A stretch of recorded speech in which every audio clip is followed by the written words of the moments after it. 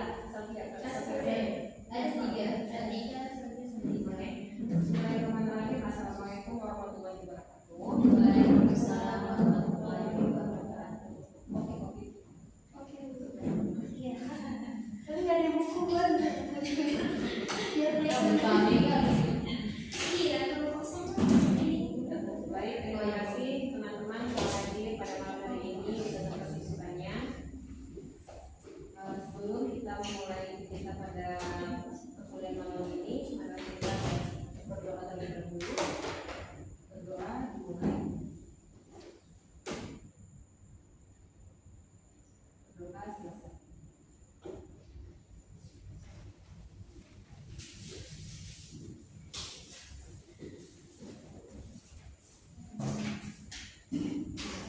Kita ujian kayaknya ada yang ada tembok, ada di kamar hotel atau berapa? Dua. Berarti pas ini. Minggu depan lagi. Minggu depannya. Ya, diingatkan lagi untuk konseling keluarga itu kita ujian biasa. Tapi untuk yang kedua itu sudah diterima dari studi kasus. Jadi artinya silakan cari anak yang memang pertumbuhannya agak bermasalah. Nanti dicari tahu penyebabnya seperti konseptis dan kasus. Nanti apa statement yang memberikan? Nah, kita kan ada beberapa layanan kan? Apa itu BPK ini? Bisa menyebutkan kasus.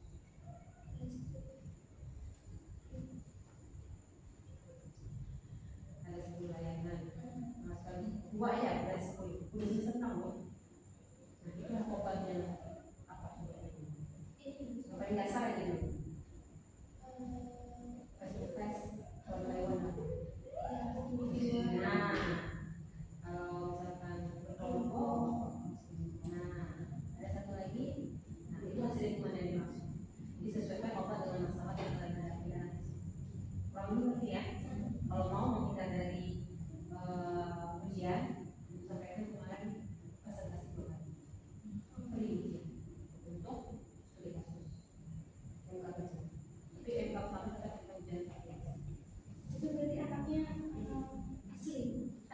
Enggak maksudnya Iya, berarti kan ada anaknya.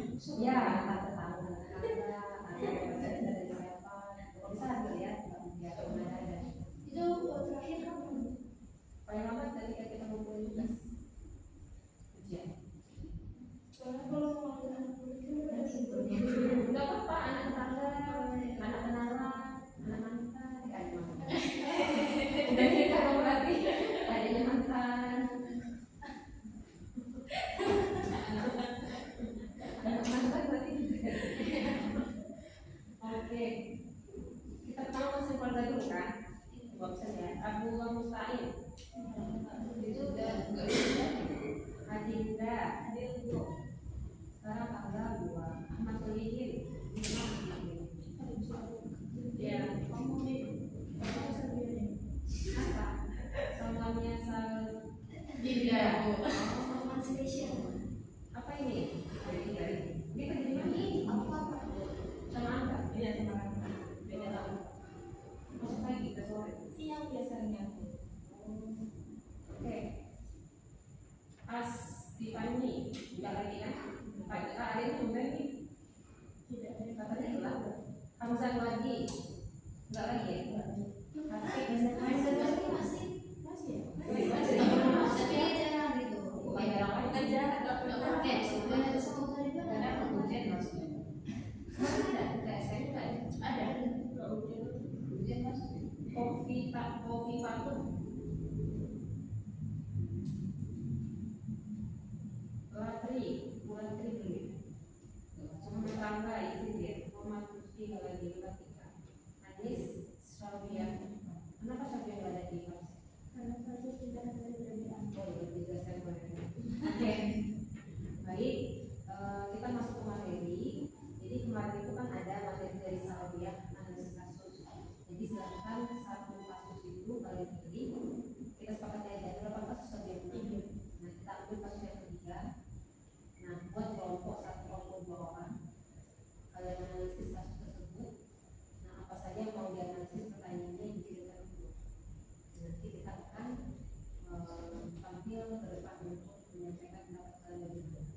Tapi ibu tidak tahu satu Salvia menyampaikan gambaran lengkap terkait kasus yang ketiga itu. Silakan. Jadi kita sama-sama.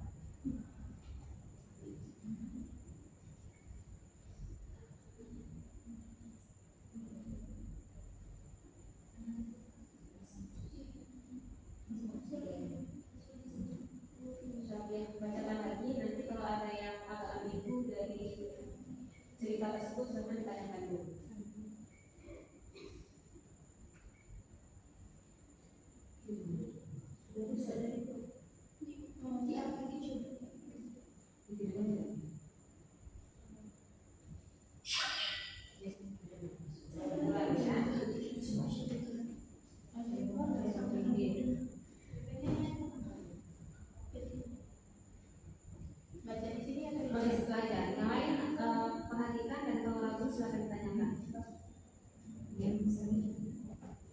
Nah, ibu sampaikan lagi ketika kita menganalisis kasus, kita sebagai dokter di bidang psikologi kejiwaan gitu ya, sama dengan dokter umum. Adakah dokter kasus otak langsung nggak? Beberapa lama sakit, apa yang terasa, bla bla bla bla bla bla bla, baru mengarah yang penyakit mana? Kalau butuh untuk di tes lab, kalau parah. Nah, kita juga begitu. Nah, perhatikan cerita si Salvia ini, tanyakan ke Salvia, why? Kenapa? Kok bisa ini semua? Sampai dulu berkali. Paham? Makanya nanti ada yang Salvia berdiri, yang akan nampak muncul sama obat ini.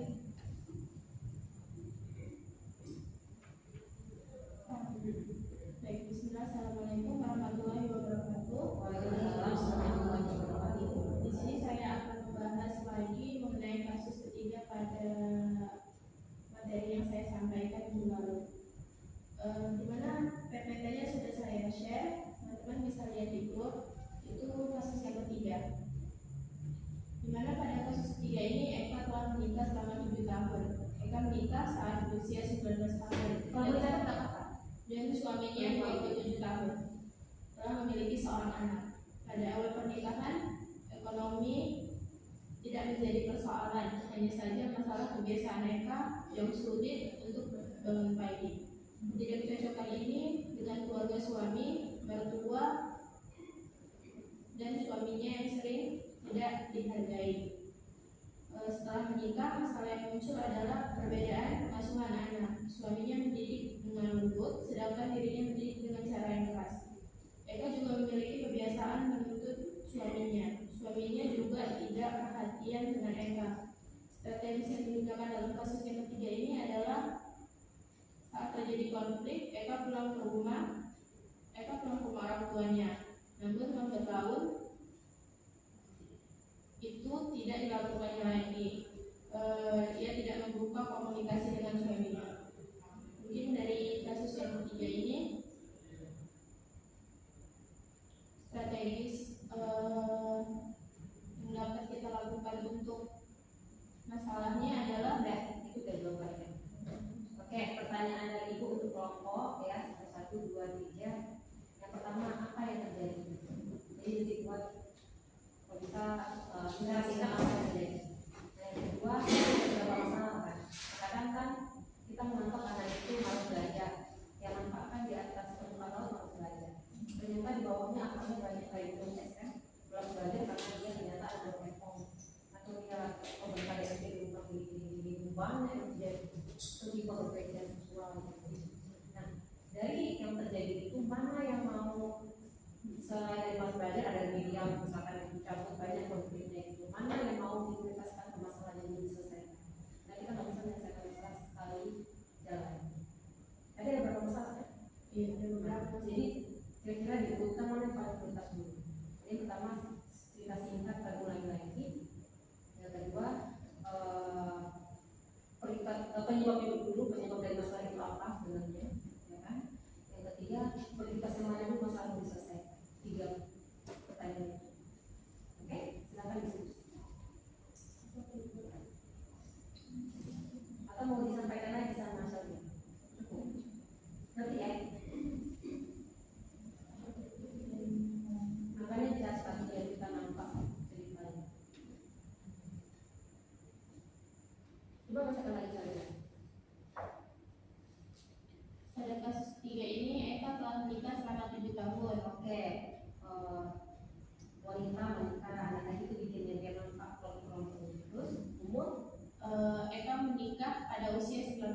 Oke.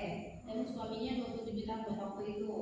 Telah memiliki seorang anak. Ya. Pada awal pernikahan ekonomi tidak menjadi masalah persoalan, hanya masalah kebiasaan Eka yang sulit untuk bangun pagi. Masalah si istri ya. Oke. Kamu pernikahan berapa? Di sini tidak ada penjelasan. Yang ini cerita di internet. Oke, terus hanya saja kebiasaan Eka yang sulit untuk bangun pagi. Jadi ketidakcocokan dengan keluarga suami itu merupakan salah satu masalahnya juga. karena bangun pagi. Ketidakcocokan cerita lagi. Tinggal sama keluarga suami. Ya. Oke. Ketidakcocokan dengan keluarga suami, berdua dan suaminya yang sering tidak merasa dihargai. Sama si Eka. Si Si suami suaminya. biasa. Ya. Setelah nikah, masalah yang muncul adalah perbedaan pengasuhan anak antara Setelah punya anak nih. Iya. Dari awal si Eka-nya juga komersial. Setelah Iya. punya anak si Eka-nya beda pola pengasuhan dengan suaminya atau suami. dengan suaminya. Suaminya mendidik dengan lembut, sedangkan Eka mendidik dengan cara yang keras. Oke. Eka juga memiliki kebiasaan menuntut suaminya. Suaminya juga tidak Berhak seperti apa tuh? seperti hal-hal kecil pun. Contohnya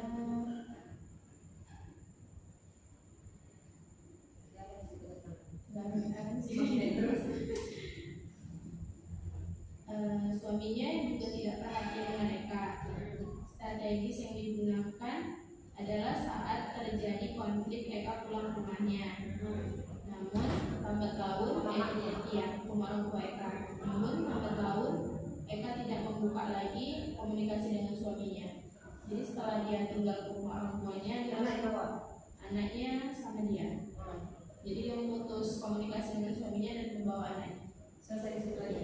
Bisa? Ya. Oke, nampak kan ceritanya kan? Kira-kira apa penyebab sampai itu terjadi?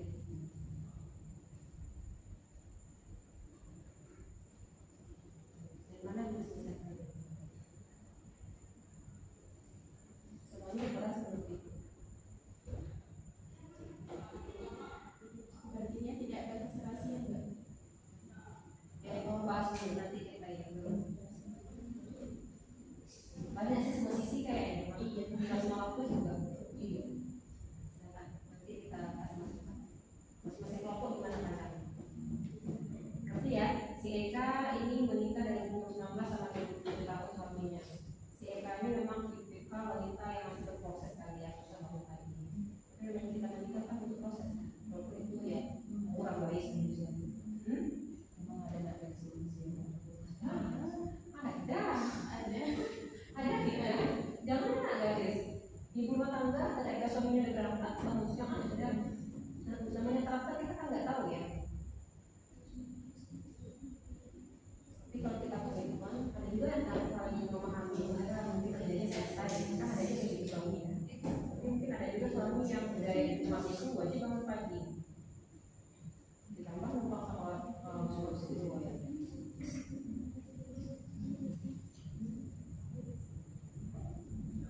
Ini bukan siapa? Gak apa-apa. Ketuk di sini.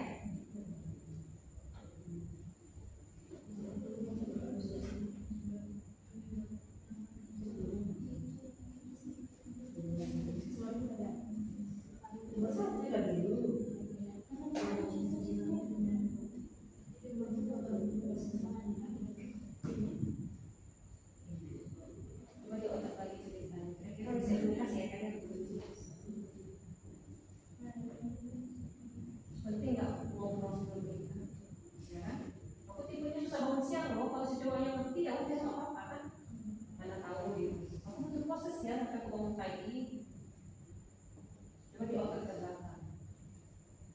Apa yang perlu dibenahi? Nah, pola asuh juga bisa diobrolkan sebelum nikah kan? Ini semuanya ada guys. Maksudnya itu juga jadi catatan buat kita. Soal kan kita kan harus ini ya. Iya. Nah, yang dicocokkan kan Pak.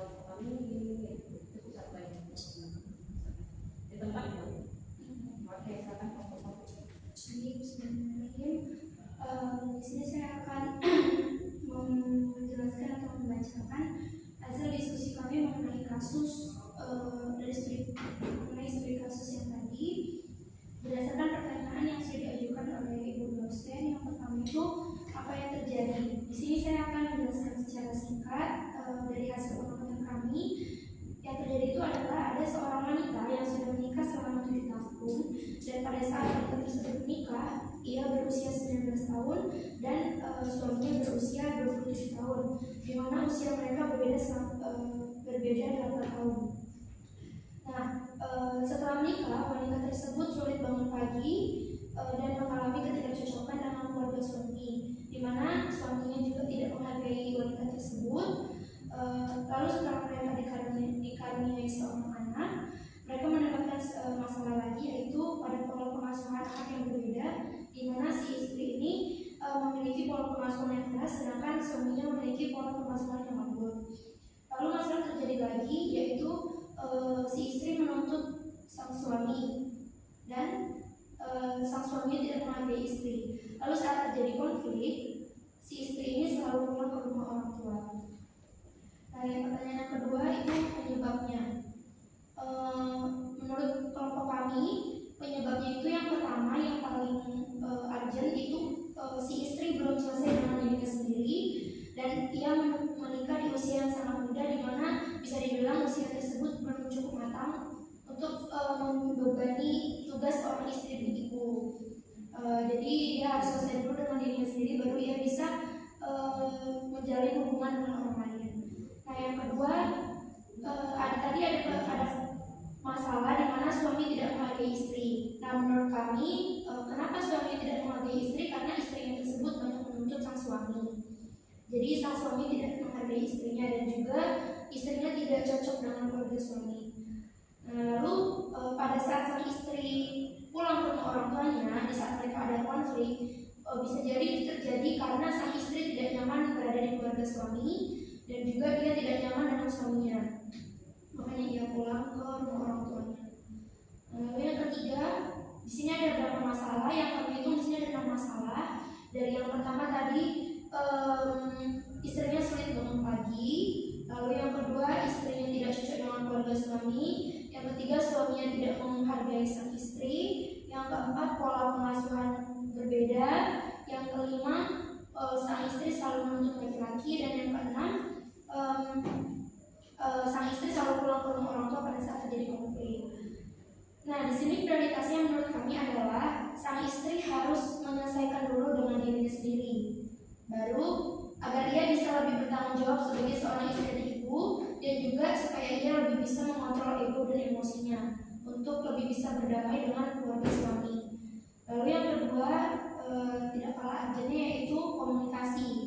Di mana jika sang istri sudah selesai dengan dirinya sendiri, ia mengkomunikasikan dengan suaminya apa penyebab ia tidak nyaman dengan keluarga suami, dan apa penyebab yang menyebabkan pola asuh dia menjadi keras gitu. Karena di kasus tadi tidak disebutkan kenapa pola asuh dia itu keras. Atau mungkin dia dulu pada saat di keluarganya sering dikerasin atau gimana, itu belum tahu. Jadi menurut kami dua hal itu yang paling penting.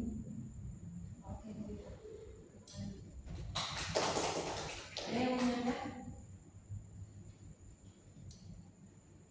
Silakan, atau melengkapi penyampaian dulu deh. 1, 2, 3, udah ada. Oke, ibu di sini ya, karena kan dari penyampaian. Tapi bagus semua.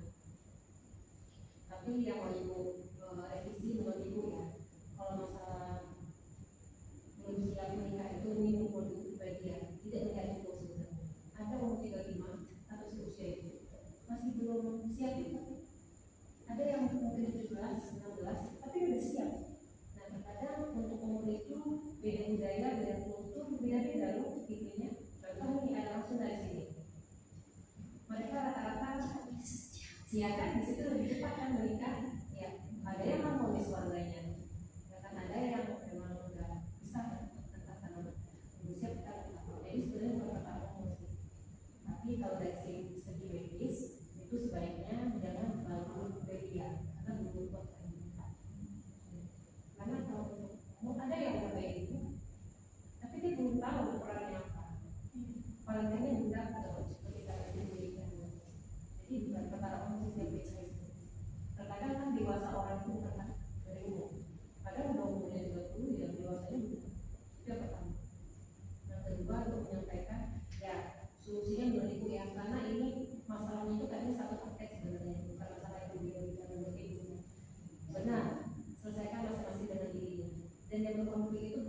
istrinya yang lebih, si suami juga boleh. Karena kalau suami dewasa mungkin dia melakukan apa tadi? Tidak menghargai istri. Nah, karena di sini mereka ini kayaknya meminta, kan kalau kita putus itu kan beri, nggak sama pasangan aja, kita berteman gitu kan, dengan menuntut aja kita selalu manusia. Ya, di situ kita berlambang ikhlas kepada Allah gitu. Kalau dibalas, alhamdulillah. Karena kuncinya kalau kita baik, insya Allah kita juga diberi orang. Nah, bagi dalam pasangan. Nah, biasanya orang yang ibunya itu pengen dihargai, dicintai, ini. Ya, jatuhnya kayak ini, gitu. Tapi kalau dia memberi perhatian dengan tulus, dia kalau si pasangannya sudah sadar diri, baik dengan laki dia cinta. Jadi duanya sama motifnya orang ini. Lagi si suami yang dewasa. Kalau dia yang seorang suami yang dewasa, gitu kan, mungkin dia ngobrol istrinya, jangan nanti dong. Mungkin nggak semudah kita ngomong ya, kita lebih pengalaman ya. Kita ngomong secara teori ya gitu. Kalau dia dewasa ya enggak, karena perempuan nggak bisa kan dikasarin kan. Ini suaminya nuntut lagi. Nah, jadi mungkin sama-sama dua-duanya itu kedua belah pihak mantapkan dirinya dulu, siap dengan dirinya dulu, selesai dengan dirinya dulu. Habis itu mungkin ada pihak mediator yang menjembatani miskomnya orang itu. Duduk dulu, mau apa sekarang? Pola asuhnya bagaimana? Karena kan ibaratnya ini adalah seorang ownernya di keluarga itu. Karena memang kita keluarga itu kayak perusahaan kan. Ininya aja manajemennya nggak bagus, isi-isinya harus jalan.